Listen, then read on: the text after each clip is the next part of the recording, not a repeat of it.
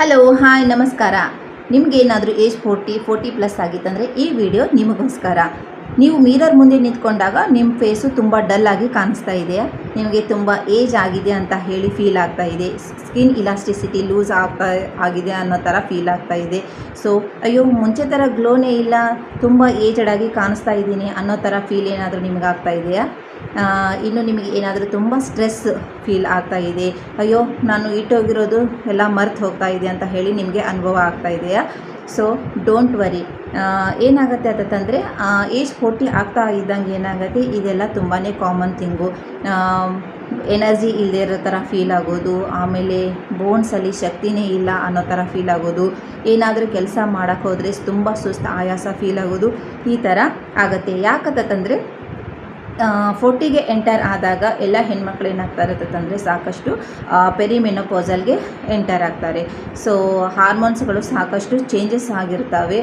ಪ್ರೊಗೆಸ್ಟ್ರಾನು ಆಮೇಲೆ oestrogen level ಕೂಡ ತುಂಬ ಕಡಿಮೆ ಆಗಿರುತ್ತೆ. ಈ ರೀತಿ ಆಗಿರೋದ್ರಿಂದ ಏನಾಗುತ್ತೆ, ಈ ಎಲ್ಲ ಸಿಂಟಮ್ಸ್ಗಳು ತುಂಬಾ ಕಾಮನ್ ಥಿಂಗು. ಸಾಕಷ್ಟು ಬದಲಾವಣೆಗಳು ಹೆಣ್ಮಕ್ಕಳಲ್ಲಿ ಆಗ್ತವೆ. ಸೊ ಇದಕ್ಕೆಲ್ಲ ಹಾಗಾದರೆ ಏನು ಮಾಡಬೇಕು, ನಾವು ಯಾವ ಥರ ಹೆಲ್ತನ್ನು ಮೇಂಟೈನ್ ಮಾಡಬೇಕು, ಯಾವ ಥರ ಫೇಸ್ ಗ್ಲೋ ಅನ್ನು ಮೇಂಟೈನ್ ಮಾಡಬೇಕು, ಯಾವ ಥರ ಚಾರ್ಮ್ ಆಗಿರಬೇಕು, ಆ್ಯಕ್ಟಿವ್ ಆಗಿರಬೇಕು, ನಮಗೆ ಎನರ್ಜಿ ಸಿಗಬೇಕು ಅಂತಂದರೆ ನೀವೇನು ಮಾಡಬೇಕು ಅಂತಂದರೆ ಡೈಲಿ ಮಾರ್ನಿಂಗ್ ಆದರೂ ಸರಿ, ಈವ್ನಿಂಗ್ ಆದರೂ ಸರಿ, ನೀವು ವಾಕನ್ನು ಕಂಪಲ್ಸರಿಯಾಗಿ ಮಾಡಬೇಕು. ಸೊ ವಾಕ್ ಮಾಡೋದ್ರಿಂದ ಏನಾಗುತ್ತೆ, ನಿಮ್ಮ ಕ್ಯಾಲರಿ ಎಲ್ಲ ಬರ್ನ್ ಆಗೋದಕ್ಕೆ ಹೆಲ್ಪ್ಫುಲ್ ಆಗುತ್ತೆ, ನಿಮಗೆ ಎನರ್ಜಿ ಸಿಗೋದಕ್ಕೆ, ಸ್ಟ್ರೆಂತ್ ಸಿಗೋದಕ್ಕೆ ತುಂಬ ಹೆಲ್ಪ್ಫುಲ್ ಆಗುತ್ತೆ. ಈವನ್ ಹಾರ್ಟ್ ಹೆಲ್ತ್ಗೂ ಕೂಡ ತುಂಬಾ ಒಳ್ಳೆಯದು.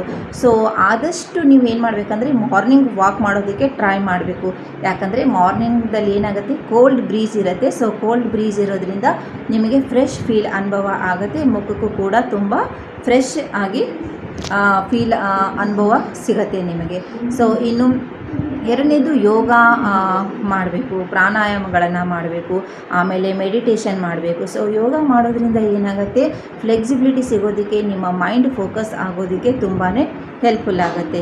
ಈವನ್ ಇದಷ್ಟೇ ಅಲ್ಲದೆ ಮೆಡಿಟೇಷನ್ ಮಾಡೋದ್ರಿಂದ ಏನಾಗುತ್ತೆ, ನಿಮ್ಮ ಸ್ಟ್ರೆಸ್ ಲೆವೆಲ್ಲು ಕಡಿಮೆ ಆಗೋದಕ್ಕೆ ತುಂಬ ಹೆಲ್ಪ್ಫುಲ್ ಆಗುತ್ತೆ. ಆಮೇಲೆ ಬ್ರೈನ್ ಫಾಗ್ ಏನು ನಾವು ಮರಿತಾ ಇರ್ತೀವಲ್ಲ, ಸೊ ಅದು ಕಡಿಮೆ ಆಗೋದಕ್ಕೆ ತುಂಬ ಹೆಲ್ಪ್ಫುಲ್ ಆಗುತ್ತೆ.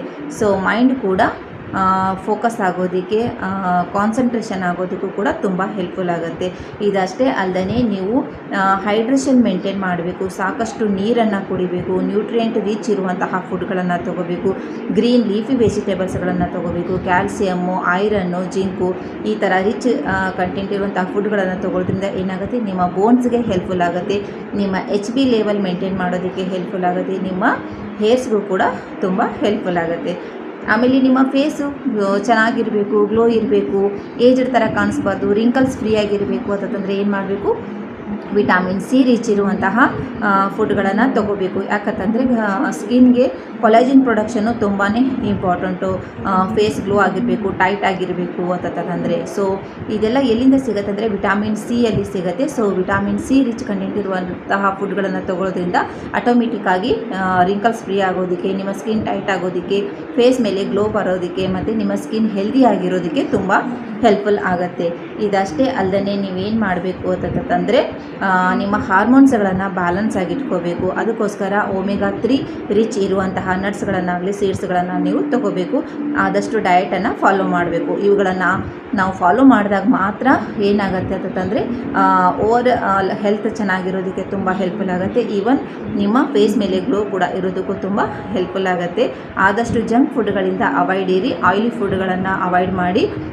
ನೀವು ಆಕಳ ತುಪ್ಪನ ಬಳಸೋದು ತುಂಬಾ ಒಳ್ಳೆಯದು. ಯಾಕಂದರೆ ಜಾಯಿಂಟ್ ಮೂಮೆಂಟ್ಸ್ಗೆಲ್ಲ ತುಂಬ ಹೆಲ್ಪ್ಫುಲ್ ಆಗುತ್ತೆ. ಈವನ್ ಫೇಸ್ ಗ್ಲೋ ಆಗೋದಕ್ಕೂ ಕೂಡ ತುಂಬ ಹೆಲ್ಪ್ಫುಲ್ ಆಗುತ್ತೆ. ಈ ಮಾಹಿತಿ ಎಲ್ಲ ಯಾರಿಗೆ ಇಷ್ಟ ಆಗಿದೆ ನಿಮ್ಮ ಫ್ರೆಂಡ್ಸ್ಗೂ ಕೂಡ ಶೇರ್ ಮಾಡಿ, ಲೈಕ್ ಮಾಡಿ. Thank you.